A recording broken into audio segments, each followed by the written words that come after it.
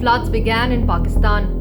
Over 33 million people have been affected due to constant flooding, and rising water levels have killed more than 1,500 people. Heavy rainfall has destroyed infrastructure, and Pakistan is in a serious crisis. On August 25th, the government declared a national emergency. The United Nations too gave a warning and said that this is a signal for the world to step up their climate change action. The report is a shameful reminder that resilience building is the neglected half of the climate equation.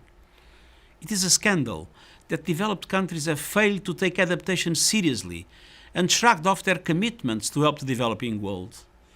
The Glasgow decision urges developed countries to collectively provide $40 billion a year in new adaptation finance, and this must be delivered in full as a starting point. What has caused these floods?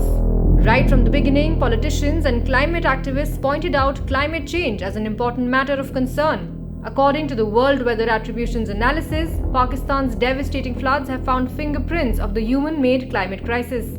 The analysis further stated that Pakistan's floods were likely a 1 in a 100-year event. This means there is a 1% chance of similar heavy rainfall each year. According to WWA, climate change and human-made reasons caused heavy rainfall for 5 days continuously in Pakistan's Sindh and Balochistan provinces. The city planning and social conditions in the country have worsened the monsoon's impact. Cities, towns, infrastructure and farms were built on floodplains.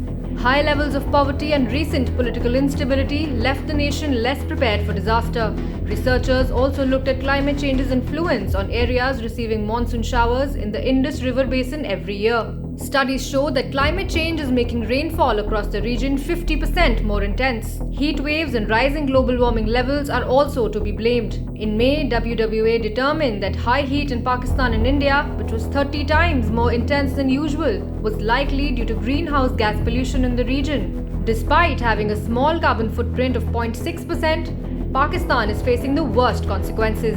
Thanks to the developed world like China and USA, which accounts for 32.5% and 12.6% of greenhouse gas emission respectively. Are we about to lose Mohenjo-Daro again? The worst flood in 100 years has put the UNESCO World Heritage Site of Mohenjo-Daro in danger.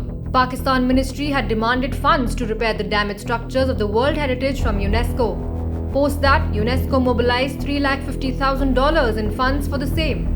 Is the flood situation getting better? Pakistan officials said flood water is receding in some areas of the country.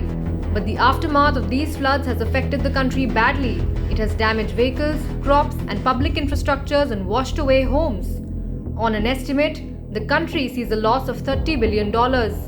Countries like Canada, USA, UAE had offered billion-dollar aid to Pakistan. On September 16th, Pakistan Prime Minister Shehbaz Sharif presented a bleak picture of the country's dwindling economy at the Shanghai Cooperation Organization in Uzbekistan. Will Pakistan be able to survive this economic crisis caused due to the flood? If you like this video, then like, share and subscribe to Mirror Now.